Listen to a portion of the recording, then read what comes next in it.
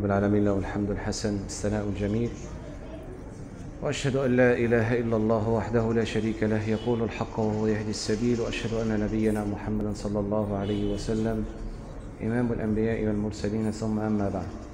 يقول الله سبحانه وتعالى: كما سمعتم فخلف من بعدهم خلف ورثوا الكتاب يأخذون عرض هذا الأدنى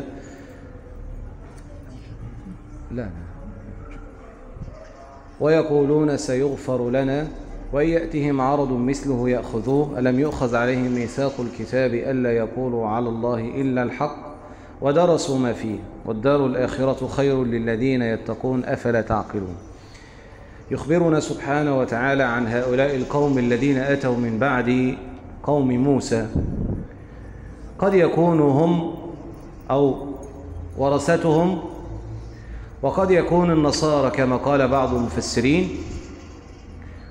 الشاهد أن هؤلاء القوم من صفاتهم أنهم يقبلون الرشوة وأخذ المال بغير حق والتنازل عن مبادئ الدين، يمسحون كتاب الله، يحرفون كتاب الله، ويعطلون كلام الله، ويكتمون الحق.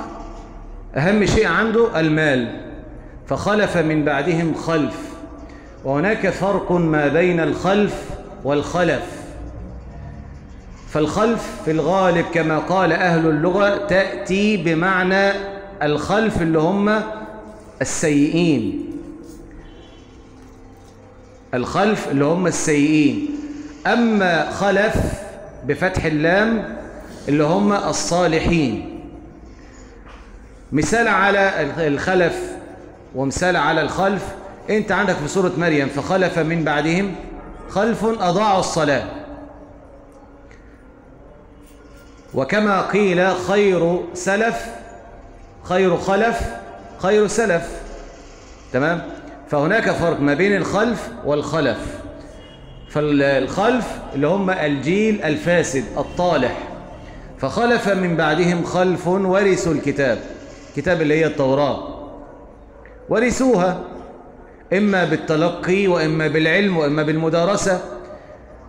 فخلف من بعدهم خلف ورثوا الكتاب يأخذون عرض هذا الأدنى، يقبلون الرشوة. الأدنى اللي هو من الدناءة، من الدنو، حقارة، حطام الدنيا، يبيع أي حاجة مش مشكلة بس عشان حطام الدنيا. ويقولون سيغفر لنا. الدعوة بقى الباطلة إن ربنا هيسامح، ربنا هيغفر. تمام؟ طبعا ادعاءات باطلة. طيب انتوا مثلا عارفين ان الكلام ده غلط، طب توبوا الى الله سبحانه وتعالى. لكن كونك عمال على بطال: ربنا تعالى صلي، ربنا غفور رحيم. طب تعالى زكي، ربنا غفور رحيم. طب اطلع حج، ربنا غفور رحيم. لا، دايما نربط ما بين الإيمان والعمل الصالح. قبل كده قلنا الراجل اللي بيدعي يقول لك طول ما هنا أبيض خلاص، لا ده كذاب، ده هنا اسود. لو هو هنا ابيض فعلا كان ايه؟ كان طبع على عمله، كان اثر على افعاله واقواله. ان الذين امنوا وعملوا الصالحات. فهؤلاء من صفاتهم انهم ياخذون عرض هذا الادنى، الرشوه. ومن المفسرين قالوا انهم القضاة، يخلف بعضهم بعضا. كل ما قاضي يجي يقبل الرشوه يسيب القضاء، يجي اللي بعده نفس الحوار، وكأنه داء عضال. ويقولون سيغفر لنا وإن يأتهم عرض مثله يأخذوه. لو في فرصة تانية برضه يرجع برضه نفس الحوار، أو جيل من نفس جيلهم. وإن يأتهم عرض مثله يأخذوه ألم يؤخذ عليهم ميثاق الكتاب ألا يقولوا على الله إلا الحق ودرسوا ما فيه. ربنا سبحانه وتعالى شدد عليهم هنا. الكلام ده انتم مش عارفينه، مش عارفين أن هذا حرمه الله سبحانه وتعالى. فعلت مرة، توب. لو كان فعلا هو تاب إلى الله سبحانه وتعالى لكان له أثر. التوبة بيبقى لها أثر، حتى لو انت هتقلع عن الذنب يعني قول 70%، بس سبت 30% بيبقى فيه أثر. لكن نفس النسبة هي يبقى ده انت بتضحك على مين؟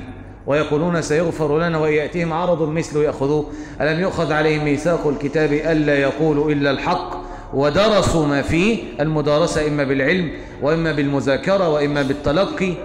ودرسوا ما فيه، ربنا بقى بين لهم الحقيقة. والدار الآخرة خير للذين يتقون. حطام الدنيا والمال بتاع الدنيا ومتاع الدنيا قليل، والآخرة خير لمن اتقى.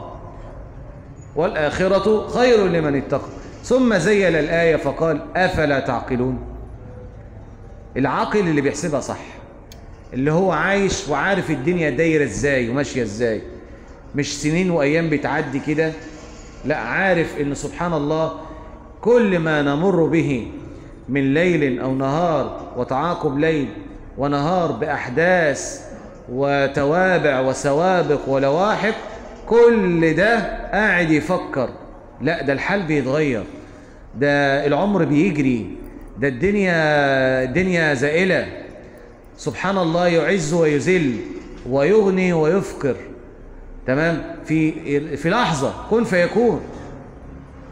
فأمره بيده سبحانه وتعالى. أفلا تعقلون. العقل ده هو اللي هيخليك تثبت، هو اللي هيخليك تعرف حقيقة هذه الدنيا. دايما ربنا سبحانه وتعالى يخاطبنا بإعمال العقل. هو العقل فين؟ هنا؟ حد عارف العقل فين؟ احنا درسنا في ابتدائي ان العقل فين؟ في المخ، صح؟ لا، العقل في القلب. العقل في القلب. اما المخ دي الاشارات والاعصاب اللي هي فيها كل الاشارات دي والاعصاب دي بتيجي منين؟ من القلب. حد يقدر يقول الايه؟ افلم يسيروا في الارض فتكون لهم قلوب يعقلون بها. قلوب يعقلون بها. فالعقل هو إعمال القلب والتفكر والتمعن على حقيقة هذه الدار الفانية. والدار الآخرة خير لمن اتقى. تاني، فخلف من بعدهم خلف ورثوا الكتاب يأخذون عرض هذا الأدنى ويقولون سيغفر لنا وإن يأتهم عرض مثله يأخذوه ألم يؤخذ عليهم ميثاق الكتاب ألا يقولوا على الله إلا الحق ودرسوا ما فيه والدار الآخرة خير للذين يتقون أفلا تعقلون. أسأل الله أن يجعلنا ممن يستمعون القول فيتبعون أحسنه. أولئك الذين هداهم الله وأولئك هم أولو الألباب.